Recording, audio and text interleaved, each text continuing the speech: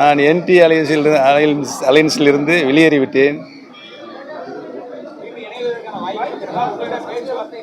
நான் ஏற்கனவே சொல்லியிருக்கிறேன், இன்றைக்கு இருக்கின்ற அரசியலில் நாம் வரலாற்றை பின்னோக்கி பார்த்தால் எல்லா அரசியல் கட்சிகளும் எல்லாரோடையும் கூட்டணி வைத்திருக்கிறார்கள், எல்லாரோடையும் எதிர்த்து நின்றிருக்கிறார்கள். எதிர்காலத்தில் எம்மாதிரியான கூட்டணி வரும் என்பதனை மக்கள் தான் தீர்மானிப்பார்கள். ஆனால் ஒரு தலைசிறந்த கூட்டணியாக அமையும் என்பதை மட்டும் நான் உறுதியாக கூறிக்கொள்ள கடமைப்பட்டிருக்கிறேன். அந்த கூட்டணி மக்களுடைய எண்ணத்திற்கு தகுந்த மாதிரி மக்களுடைய சேவை செய்வதில் முன்னிலையில் இருக்கும்.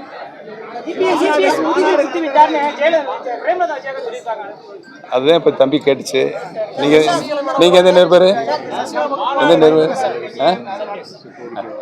இந்த தம்பி சன் நியூஸ் தம்பி கேட்டுச்சு, அதைவே நீங்களும் கேட்குறீங்க. இது ஒரு நல்ல விளக்கத்தை அந்நியார் அவர்களை சொல்லிவிட்டார்கள். நான் தினந்தோறும் அரசினுடைய செய்ய தவறிய அவர்கள் சொன்ன வாக்குறுதிகள் எதுவும் நிகழ்த்தவில்லை என்று தினந்தோறும் அறிக்கையின் வாயிலாக சொல்லிக் கொண்டிருக்கிறேன்.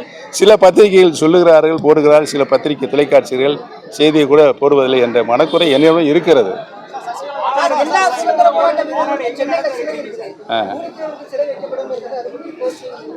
உறுதியாக புரட்சி தலைவர் புரட்சி தலைவி அம்மாவுடைய தொண்டர்கள் மீண்டும் ஆட்சிக்கு வருவார்கள். அவர்கள் உறுதியாக புலித்தேவருடைய தியாகத்தை போற்றி சென்னை மாநகரத்தில் சிலை வைக்கப்படும்.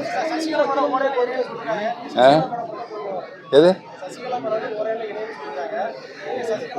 மாண்புமிகு சின்னம்மா அவர்கள் நேற்றுக்கு முன்தினம் நல்ல அறிக்கையை விட்டிருக்கிறார்கள். நான் அந்த அறிக்கையை மனமாற வரவேற்கிறேன்.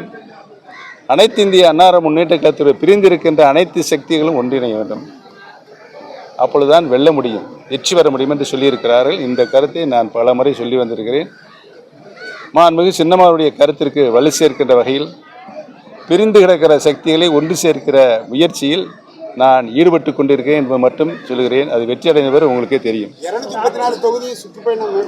உறுதியாக தேர்தல் இன்னும் பல மாதங்கள் இருக்கிறது.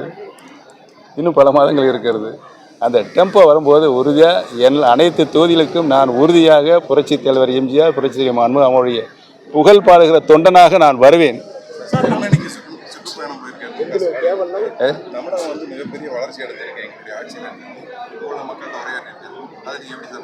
இல்லை, மாண்புமிகு முதலமைச்சர் அவர்கள் வெளிநாடு சென்று தொழில் முதலீட்டுக்கான முயற்சிகளை ஈடுபடுவதற்காக அந்த முதலீடுகளை கொண்டு வருவதற்காக சென்றிருக்கிறார்கள்.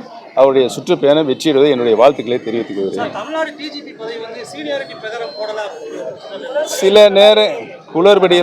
சில நேரங்களில் சில நிர்வாக காரணங்கள் பல காரணங்கள் அரசினுடைய இருக்கும். அதில் உள்ளே என்ன நடந்தது எனக்கு தெரியாது. ஆக சீனியாரிட்டி மதித்து போடப்படுவதுதான் மரபு. எது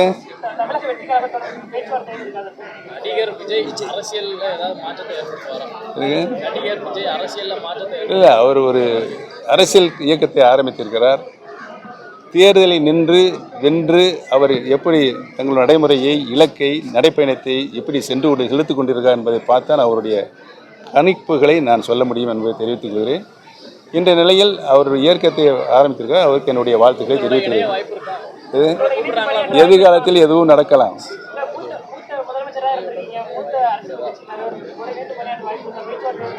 எது இல்லை, யாருமே இதுவரை என்னுடன் பேசவில்லை. அதான் எதிர்காலத்தில் எதுவும் நடக்கலாம் என்று சொல்லிவிட்டேனே. நீங்க எப்படியாவது என் வாயை கிளறலாம் பார்க்குறீங்க. அப்புறம் வேற என்ன?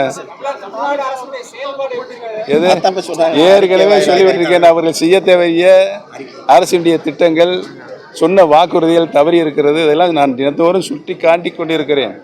உங்களுக்கு தெரியும், உங்கள் சேனலுக்கு வந்திருக்கு, உங்கள் பத்திரிகை வந்திருக்கு. அவ்வளோ இப்படி தென் மாவட்டங்களில் பொதுவாகவே தமிழ்நாட்டினுடைய அரசியல் களம் ஒதிகளையை எட்டியிருக்கிறது. அனைத்து இந்திய அன்னார முன்னேற்ற கழகத்தினுடைய அனைத்து தொண்டர்களும் மக்களும் கொதித்து போயிருக்கிறார்கள்.